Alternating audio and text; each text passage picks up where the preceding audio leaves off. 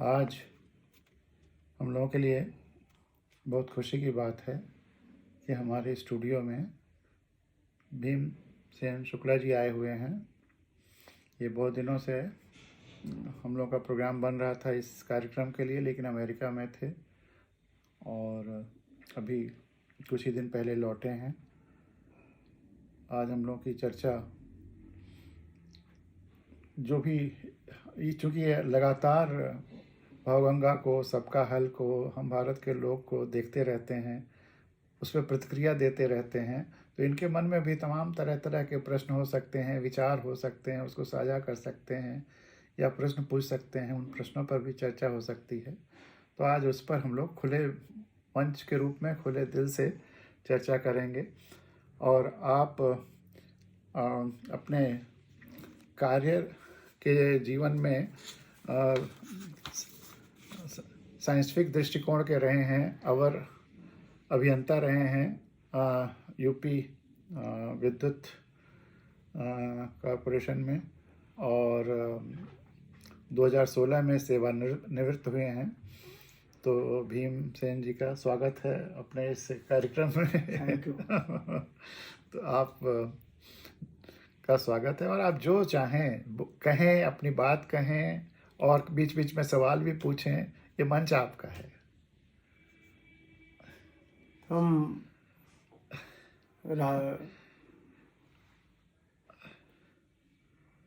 लखनऊ में ही रहते हैं, तो अगर आप लोगों के कोई इनसे प्रश्न होंगे तो इनको फिर बुला लेंगे। सुभाष बाबू के विषय में हम जानकारी चाहते हैं कि उनका भारत के प्रति क्या दृष्टिकोण था और भारत की आज़ादी के प्रति उनकी जो भूमिका थी उसके बारे में तो कुछ कहा नहीं जा सकता, क्योंकि भारत की भूमिका के बारे में उन्होंने अपना सर्वस्व बलिदान कर दिया। बिल्कुल बिल्कुल बिल्कुल। तो हम चाहेंगे कि उन्हीं को केंद्र में रख करके हम लोग चर्चा का शुभारंभ करें। स्वागत है। तो आप किस मतलब आपके प्रश्न क्या है, किस संदर्भ में हम लोग शुरुआत करें? हम वही उनकी जीवनी के लिए और जीवनी के प्रति, जीवनी के बारे में जो उन्होंने काम किया देश के लिए, उसके संदर्भ में चर्चा करना चाहते हैं। देखिए, जहाँ तक आज़ादी के आंदोलन का सवाल है, आज़ादी के लिए लड़ाई का सवाल है, सबसे ज़्यादा भूमिकाएं, सबसे ज़्यादा कंट्रीब्यूशन, सबसे ज़्यादा जो महत्व रहा है, जिन्होंने सर्वस्व अपना न्यौछावर कर दिया है। वैसे तो 8 लाख लोगों ने अपने प्राणों की आहुति दी है 1857 से 1947 तक, लेकिन 2 लोगों ने जो सतत अनवरत अपने जीवन के हर क्षण इसके लिए काम किया है, वो सुभाष बाबू और गांधी जी रहे हैं। इसमें तो किसी की दो राय नहीं हो सकती। और गांधी जी अपने तरीके, अहिंसा और सत्य चूंकि उनका हथियार था, तो उसके आधार पर वह इस पूरे युद्ध को लड़ना चाहते थे। और वो ये मानते थे कि इतनी बड़ी सत्ता अंग्रेज़ों की हो गई थी, 3/4 दुनिया पर कब्जा हो गया था, तो उनसे हम शक्ति के द्वारा नहीं जीत सकते हैं। इसीलिए वह अपनी नैतिक शक्ति और अहिंसात्मक आंदोलन, सत्य और अहिंसा के आधार पर वो लड़ाई लड़ना चाहते थे। वह उनका अपना नज़रिया था। लेकिन सुभाष का जहाँ तक सवाल है, वह आज़ादी के लिए सब कुछ करने को तैयार थे। उनके लिए आज़ादी सबसे ज़्यादा महत्वपूर्ण थी और उसके लिए कोई तरीका ऐसा नहीं था जो वो उचित समझते हों नहीं करेंगे। उसके लिए वो हिटलर से मिलने में भी उन्होंने कोई परहेज़ नहीं किया। जबकि बहुत लोग कह सकते हैं कि हिटलर जैसा तानाशाह उससे क्यों मिलने गए। लेकिन आज़ादी के लिए एक हमारे प्रस्थान बिंदु के लिए या आज़ादी के लिए एक हथियार के रूप में या आज़ादी के लिए एक स्टेप के रूप में उन्हें जो भी अच्छा लगा, जो भी उचित लगा और जो ज़रूरी लगा वो उन्होंने किया। वो हिटलर से मिलने भी गए, उन्होंने विदेश में जा कर के और क्या क्या पनडुब्बी से जापान चले गए, सारी जो जो चीज़ें पॉसिबल थीं, भेष बदल करके भारत से बाहर चले गए, एक दाढ़ी वाड़ी रख करके एक मुस्लिम का भेष बना करके निकल गए, जापान पहुंच गए, जापान से सहायता ली, आज़ाद हिंद फौज की स्थापना की। उसमें हिंदुस्तान के भी बहुत सारे सैनिक जो अंग्रेज़ों ने कैदी बना रखे थे, जापान गवर्नमेंट ने उनको सौंपा और इस तरह से और फिर अगर अंडमान निकोबार द्वीप समूह पर उनका कब्जा हुआ तो पहली आज़ाद हिंद सरकार भी वहाँ बना ली। लेकिन इस सब के बावजूद, सारा कुछ करने के बावजूद, उनकी श्रद्धा गांधी में इतनी थी कि उन्होंने जब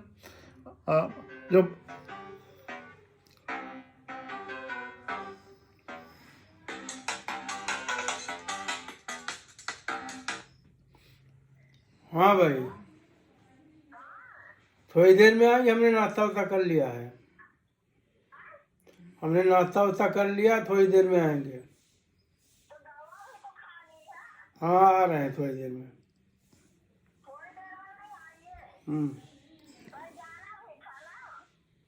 नहीं नहीं।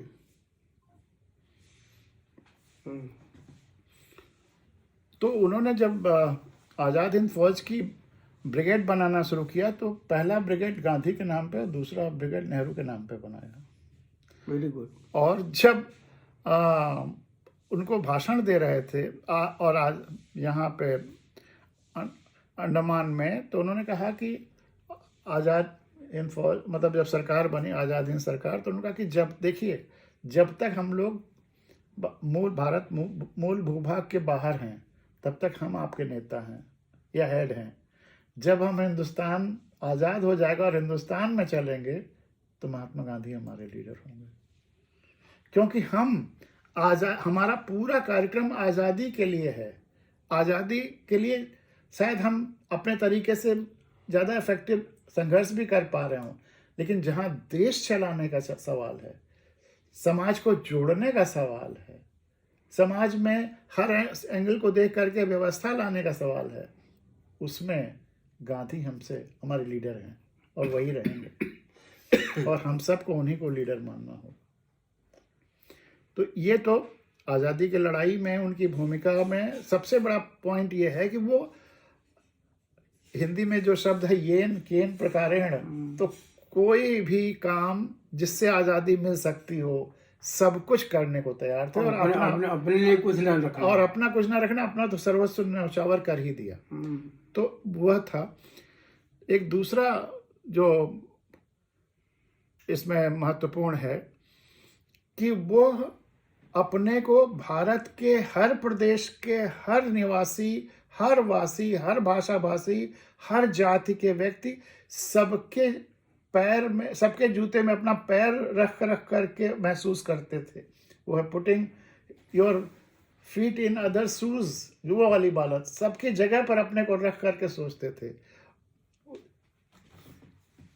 सबको जगह पर अपने रख करके सोचते थे। इसी वजह से वह किसी एक जाति, किसी एक धर्म, किसी एक भाषा भाषी या किसी एक क्षेत्र या कोई एक भाषा, उसको ज़्यादा प्रश्रय देना यह उनके लिए नहीं था। वह अधिक से अधिक लोगों तक पहुंचना चाहते थे, पहुंचाना चाहते थे विचारों को, और सबका ध्यान रखना चाहते थे व्यवस्था में। इसीलिए जो उन्होंने एक राष्ट्रीय गीत बनवाया अपने लिए, आज़ाद हिंद फौज से जब सत्ता मिल गई, आज़ाद हिंद सरकार जब बनी तो उसका जो राष्ट्रीय गीत है वह अद्भुत है। भारत ने तो रविन्द्रनाथ टैगोर के जनगण मन को राष्ट्रगीत स्वीकार किया, लेकिन उनके मन में ये था, पहले से ही बात चल रही थी, क्योंकि आंदोलनों में क्या राष्ट्रगीत गाया जाए तो जनगण मन प्रचलित हो रहा था, लेकिन वो कहते थे कि जनगण मन बंगाली में है और हमें एक ऐसा राष्ट्रगीत चाहिए जो पूरे भारत में लोग उसका अर्थ समझें, उससे जुड़ाव में, जब अर्थ समझेंगे तभी जुड़ाव महसूस करेंगे। तो उसके लिए, क्योंकि अदरवाइज अगर हम उसका अर्थ नहीं जानते तो केवल ध्वनि से जितना जुड़ाव हो सकेगा, संगीत से जितना जुड़ाव हो सकेगा वही होगा, भाव से नहीं होगा। तो उसके लिए उन्होंने फिर हिंदुस्तानी भाषा में, जिसमें हर भाषा के शब्द हैं, उर्दू के भी हैं, बंगला के भी हैं, हिंदी के ज़्यादातर हैं, हिंदुस्तानी जो पूरे, और हिंदुस्तानी देश में उस समय भी और अब तो और ज़्यादा, करीब 70-80% लोग मैं समझ सकते हैं, जबकि बंगला केवल 4-5%। तो इसलिए उन्होंने, और उसमें जो रविन्द्रनाथ टैगोर का गीत है उसमें बहुत सारी ऐसी चीज़ें हैं जिस पे जो कंट्रोवर्शियल भी हो सकती हैं, जिसके लोग अलग अलग विरोध में भी लोग आ सकते हैं, लेकिन एकदम ऐसा राष्ट्र गीत तैयार कराया जो अद्भुत है। और मैं तो विश करता हूँ, ईश्वर से प्रार्थना करता हूँ, और पिछले 10 सालों से मैं हर फोरम पे ये कहता हूँ कि जो आज़ाद हिंद सरकार का राष्ट्रगीत था वही पूरे हिंदुस्तान का अब राष्ट्रगीत माना जाए। अभी ये चल रहा है कि हमारा वंदे मातरम हो कि जनगण मन हो, दोनों की जगह पर जो सुभाष चंद्र बोस का राष्ट्रगीत है वह अद्भुत है और उसी को स्वीकार करना चाहिए। मैं आपके सामने ये रखना भी चाहता हूँ, भीमसेन जी, देखिए कितना अच्छा है और एक एक शब्द कितना प्यारा है। शुभ सुख चैन की बरखा बरसे, भारत भाग है जागा। शुभ सुख चैन की बरखा बरसे, भारत भाग है जागा। पंजाब सिंध गुजरात मराठा द्राविड़ उत्कल बंगा। रविन्द्रनाथ टैगोर के उस गीत का सम्मान दिया है, उस ध्वनि वही रखी है, म्यूजिक वही रखी है, शब्द भी कहीं कहीं वही रखे हैं, लेकिन उसको एकदम से जमीन से जोड़ते हुए, धरती से जोड़ते हुए, प्रकृति से जोड़ते हुए, पंजाब सिंध गुजरात मराठा द्राविड़ उत्कल बंगा, चंचल सागर विंध्य हिमाचल, नीला जमुना गंगा। बिल्कुल हिंदी में, देवनागरी में और हिंदुस्तानी में कर दिया सारा शब्द। तेरे नित्य गुण गाएं, तुझसे जीवन पाएं। किससे? भारत माता से। तेरे नित्य गुण गाएं, तुझसे जीवन पाएं, हर तन पाए आशा। सूरज बनकर जग पर चमके, भारत नाम सुभागा। सूरज बनकर जग पर चमके, भारत नाम सुभागा। जय हो जय हो जय हो, जय जय जय जय हो। सबके दिल में प्रीत बसाए, तेरी मीठी वाणी। हर सूबे के रहने वाले, हर मजहब के प्राणी। अब देखिए, मजहब शब्द भी लिया है, सूबा शब्द भी लिया है। सब भेद और फर्क मिटा के, बिल्कुल सोशलिज्म, सब भेद और फर्क मिटा के, सब गोद में तेरी आके, गूंथे प्रेम की माला। 100 उस समय जितना 40-50 करोड़ लोग रहे हों और आज 140 करोड़, सब गूंथे प्रेम की माला। सूरज बनकर जग पर चमके, भारत नाम सुभागा। जय हो जय हो जय हो, जय जय जय जय हो। शुभ सवेरे पंख पखेरे, तेरे ही गुण गाएं। बास भरी सुगंध भरपूर हवाएं, जीवन में रुत लाएं। सब मिलकर हिंद पुकारें, जय आजाद हिंद के नारे। प्यारा देश हमारा, सूरज बनकर जग पर चमके, भारत नाम सुभागा। जय हो जय हो जय हो, जय जय जय जय हो। अब इसमें आपने जो सुभाष के देश के बारे में कल्पना, कैसा व्यवस्था चाहते थे, यह तो आज़ादी की लड़ाई और उससे जुड़े हुए चीज़ें, हमारा राष्ट्रगान कैसा हो, राष्ट्रगीत कैसा हो, और कहाँ तक हम पहुँचें, किसको किसको सबको पूरे देश को एक समावेशित करें। और एक सबसे बड़ी चीज़ ये थी कि वह खास करके जो इकोनॉमिकली बैकवर्ड हैं, जो बहुत पिछड़े हैं आर्थिक दृष्टि से, उनके लिए जी जान से लगे हुए थे। इसीलिए वह और नेहरू मिलकर के, वो एक तरह से यंग टर्क थे उस समय सोशलिज्म के, और गांधी से कई बारे में उनका मतभेद भी रहता था। लेकिन इसका मतलब ये नहीं कि गांधी गरीबों की बात नहीं करते थे, गांधी भी गरीबों की बात करते थे। लेकिन गांधी के लिए उस समय जो सामाजिक कुरीतियां थीं, वो बड़ी, उस पर ज़्यादा जोर था बनस्पत आर्थिक समता तुरंत लाने का। नेहरू और सुभाष आर्थिक स्वतंत्रता के लिए ज़्यादा सोशलिस्टिक, वो रशियन क्रांति जो था उस सब से भी प्रभावित थे काफ़ी हद तक, सोशलिज्म से। जबकि गांधी की भूमिका वहाँ पर, मतलब इसीलिए मैं कहता हूँ सुभाष और गांधी दोनों ही बहुत महत्वपूर्ण हैं। गांधी ने वह काम किया है कि जो पिछले 1000 साल से हम जिसकी वजह से बार बार गुलाम होते थे, वह मिटाने की कोशिश की है। मेरी ये कविता है स्वतंत्रता की यात्रा, जो 97 में 50 साल जब हिंदुस्तान का हो रहा था आज़ादी का, तब मैंने लिखी थी। और उसमें लिखा कि गलत कह दिया गया था कि विदेशी आक्रांता आए, चाहे होड़ कुषाण या इस्लाम या क्रिश्चियनिटी, गलत कह दिया गया था कि आक्रांता आए, उन्होंने फूट डाला और राज्य किया। उनको फूट डालने की ज़रूरत नहीं पड़ी। मैंने लिखा, हम खुद फूटे फूटे रहते हैं, उस फूट को ख़त्म करने के लिए हम आज क्या कर रहे हैं। लेकिन गांधी ने उस फूट को ख़त्म करने को जी जान लगा दिया। गांधी ने समाज को एक सूत्र में बांधने का काम किया, जो कि गांधी जैसा व्यक्तित्व और तपस्वी ही कर सकता था। गांधी की वजह से अब अंग्रेज़ों के आने पर पूरे भारत के सारे जाति धर्म के सब लोग एक साथ आ गए, वह सबसे बड़ा काम किया। अदरवाइज ये हमारे जो सामाजिक फूट है उसी का नतीजा था कि किसी भी समय में आप पूरा इतिहास पढ़ डालिए ब्रिटिश इंडिया का, 10,000 से ज़्यादा व्यक्ति अंग्रेज इस देश में नहीं रहे हैं। सेना, सिविल सर्विस, टोटल व्यापारी मिला करके कभी 10,000 से ज़्यादा अंग्रेज यहाँ हिंदुस्तान में नहीं रहे हैं। और राज किया पूरा इस पर, और राज्य किया 40 करोड़ लोगों पर। बाकी सब हमारे ही लोग थे। जो समाज में इतना बेघटन था, मतलब विदेश के लोग आश्चर्यचकित हो जाते हैं कि आपके ही लोग और आपको गुलाम बनाने में मदद कर रहे हैं, ये कैसे है? क्योंकि समाज इतना बिखरा हुआ था, एक दूसरे से प्रेम भाव नहीं था। इसीलिए सुभाष के इस में भी है कि प्रेम की माला गूंथनी है, और वह प्रेम की माला गूंथने का गांधी काम कर रहे थे। उन्होंने इतना जोड़ दिया कि सब लोग एक आ गए स्वतंत्रता आंदोलन में, और करो या मरो का जब डू और डाई का गांधी ने दिया तो पूरा देश उनके साथ हो गया था। तब तक देश तैयार हो गया था।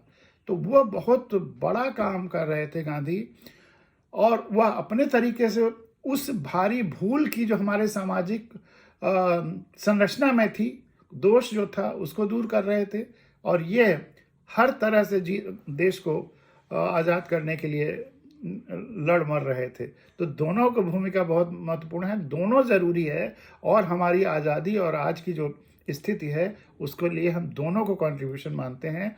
बहुत सारे लोग बड़ा खतरनाक ट्रेंड पैदा करना चाहते हैं, कहते हैं कि गांधी वर्सेस सुभाष, आप या तो गांधी को मानिए या सुभाष को मानिए। नहीं, गांधी और सुभाष दोनों को मानने की ज़रूरत है, और इस देश की संरचना के लिए और आज के हालात को और बेहतर बनाने के लिए दोनों की ज़रूरत है। बिल्कुल। और कुछ आप कहना चाहेंगे? बस तो हमारे ख्याल से जो मेरे समझ में आया, मैंने कहा आपको ठीक लगा होगा, और हमारे दर्शकों को भी ठीक लगेगा। बिल्कुल बिल्कुल बिल्कुल।